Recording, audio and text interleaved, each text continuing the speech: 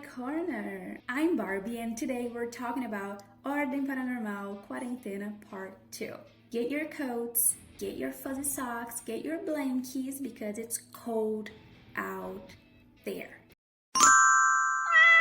Okay, so we're back into the Quarentena universe and the group is in the director's room with Mikhail. He tells them that they are in Greenland.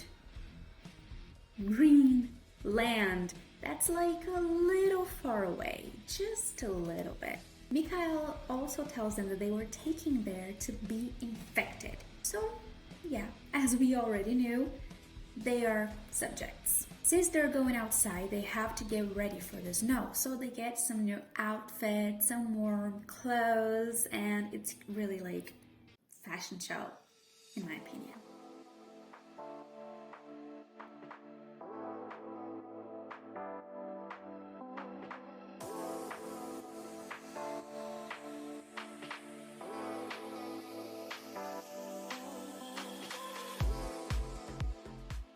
Jeffrey and Benito had similar red scarves, and you can imagine Jeffrey's reaction, right? Yeah, he hated it. I mean, a look is a look.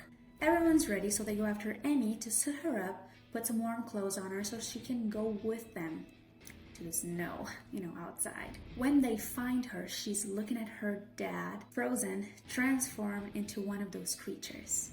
Selbit, it's been 10 minutes. I'm already tearing up. And Lucy is the one to calm her down. Wow, who would have thought that Lucy would calm the little brat down? Take care of her. That was sweet. Everything is frozen.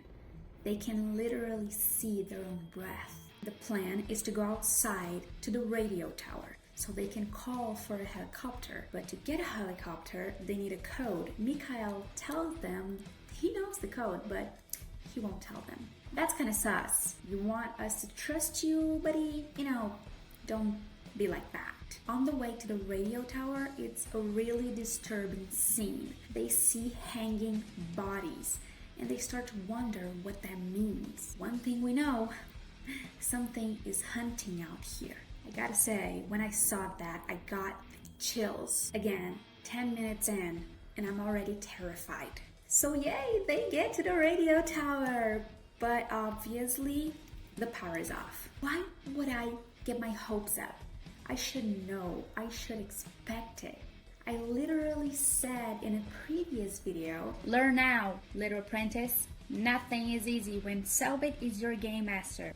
Absolutely nothing. You have to expect the worst of the worst. I said that, and here I am with my hopes up. Well, at least they found some lamps, so, it's not gonna be like pitch dark. With the Ignis station plant and the note from General Pete, they decide to go after the power generator to turn it on, and also to find the code to call for a helicopter. A lot of things.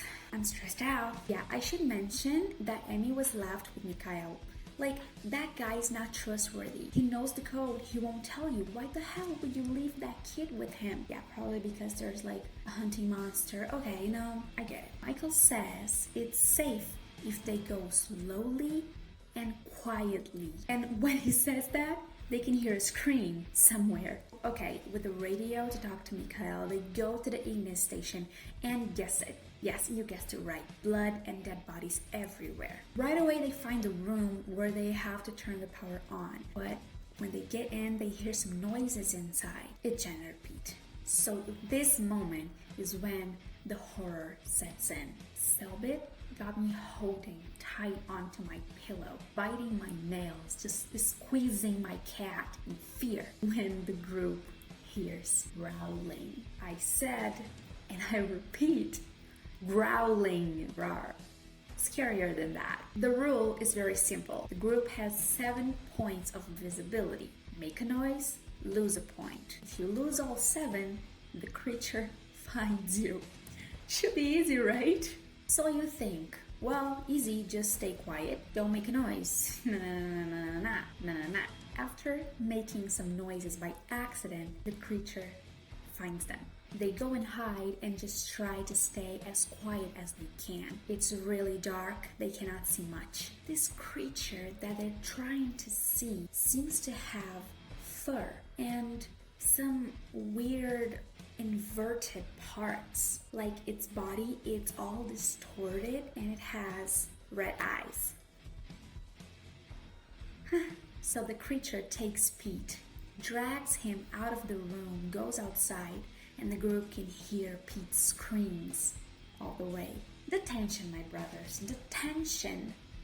After discovering some clues, they find a key to the dorms, and that's where they go. When they get there, they hear some noises, and it's a girl trapped under a broken roof. Her name is Carol. She's using Panacea Industries uniform and looks like some type of scientist. And yay, it's Baji! So they talk to Mikhail on the radio and he recognizes Carol's voice. And then he asks himself, how is she alive? She's a rank D. She explains to the group that the Panacea people are separated by ranks. The top tier is rank A, directors, creators, and rank B. People like Mikhail, she's a rank D, scientist, and all the other employees. The people outside, the dead bodies that they found on the way, are actually people from the rank D that were dragged outside to be hunted by this creature. Oh, Mikhail, it's not looking good for you, buddy. Talking about the power that they need to turn on, Carol explains to the group that there are 2 buttons that has to be pressed at the same time. One is here in the igneous station and the other one is in the glacius station. Yeah, glacius. The places that they were before with the creatures, they need to go back, press the button. They need to go back to where they just escaped. Plan in action. They separate. One group stays here in the igneous station and the other one goes to the glacier station so they can press the buttons and turn the lights on. So Lucy and Benito stay with Carol. Luis, Jeffrey, and Diego go to the glacier station. We're scared, my friends. We're just really scared. Suddenly, the growls return. Since they didn't notice it coming back right away, it didn't take long for the creature to find them. This moment was horrifying. I was just so tense looking at the screen, just scared. They run to try and hide, and out of nowhere, Emmy appears. You know, Emmy, the kid that was left with Mikhail, he couldn't take care of her. He couldn't keep an eye on her to the point that she got his key card from him and just ran after the people, and he didn't even see. When she gets there, Mikhail actually talks to them on the radio and tells them that Emmy left and took his mother's key card with her and hide. They're in the dark. They're quiet, just hoping for the creature to leave. But I'm so sorry. It wasn't enough. It wasn't enough. It found you. It found you.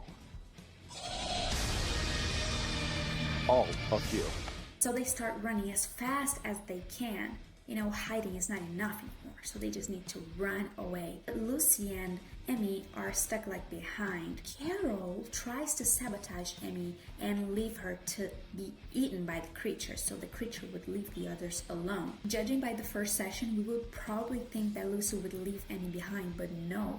Lucy actually stays to help her. But it's just so hard to run from this creature that Lucy actually comes across the choice she has to make. She chooses to save Emmy. She sacrifices herself to save the little brat. So yeah, the creature just drags Lucy away. Emmy is left behind with Benito, the other one that hated her. So my first thought is, oh, this kid is being used as bait at some point. Throw the kit. I'm kidding. Poor kid. Meanwhile, in the glacier station, Jeffrey, Diego, and Luis are looking for the button, and eventually they find it. So they press it, the people in the igneous station also press it, and the lights are on. Yes! But wait, one thing they didn't realize is that with the lights on, the heat in the station would rise, and all the frozen creatures now can move. They cannot catch a break. They cannot relax, not even a little bit. Now they have to try and escape from this slippery place. So they get to the elevator and just leave alive. The group is back together and the investigation starts. They learn about Panacea, they learn about the creatures, they find out the truth about Mikhail. While they're looking into the room, Jeffrey finds a ring with some paranormal aura around it. He feels it calling for him, and he decides to put it on. And once he does, a drip of blood just falls. Ugh, Selbit again growls. They start to run away, and Carol tries to sabotage Emmy again. But guess it. No, try and guess it. Benito saves Emmy from Carol. What is going on here? Is everything inverted? Just like the creature? Once Benito saves Emmy, the creature takes Carol away, drags her outside to the snow, and she dies. Now, in the middle of all this chaos, we actually see a cute scene. Emmy hugs Benito. Like, is this even real? Little stupid, big stupid are being stupid together. The group goes back to the radio tower to end Mikhail. You know, after everything they discovered about him, they didn't have much patience with the guy. And again, the creature is coming. Like, can you just take a moment? Little wolf, Mr. Nidere. Come on, man. Go howl to the moon. Go run. I don't know, go do something for yourself. Can't you just leave them alone for 5 minutes, please? Meanwhile, Jeffrey checks his ring and has a flashback from some moment during camping where he was treating a dog, and he remembers this creature was there, and it was all blood and a lot of dead people. Jeffrey saw this creature before. Selbit, do you even care about my sanity at this point? Do you even care, Raphael Snacks? Diego fixes the antenna. Jeffrey talks to some guy on the radio. And the helicopter is coming. Until then, survive. Easy, right? With the creature so near them, Benito decides to start the collision. So fire starts rising from underneath the snow. And all the infected creatures in the glacier station come up the elevator. And they are all like merged together, forming one giant, chaotic, infected creature. Now, all they need to do is to get to the heliport. Now Jeffrey was literally the goat. He takes that jar with the infected fetus inside and throws it onto Nidere, the wolf, to distract him. At the same time, he takes his phone and also throws it on Nidere. So all the creatures that were coming towards him and his group turn and go to the wolf. And in the way, Mikhail is just consumed by the creatures. Bye-bye, Rank B. And after all that chaos, they get to the heliport and leave Greenland. Wow. So, after some time flying, they get to some weird facility building. They step down the helicopter and they see something. And what they saw is another story. Cliffhanger? Are you really doing this to me? A cliffhanger. Now you have to continue this story. You cannot do that. That's not fair. And this is the end of Quarentena. Now, the only word I can find is epic. So this campaign was all about escaping, and I think that made me even more interested. It was perfect, and the players, they were all in. It was really immersive. You could see the despair in the players' eyes. They were terrified. Selbit once again nailed it. So yeah, this is the video. Go watch Quarentena here on YouTube, and Selbit, I will send you my information so you can pay for my therapy, okay? If you liked this video, please leave a like, subscribe to help a Barbie, and leave a comment. What was your favorite moment from Quarentena? Thank you so much for watching, and goodbye.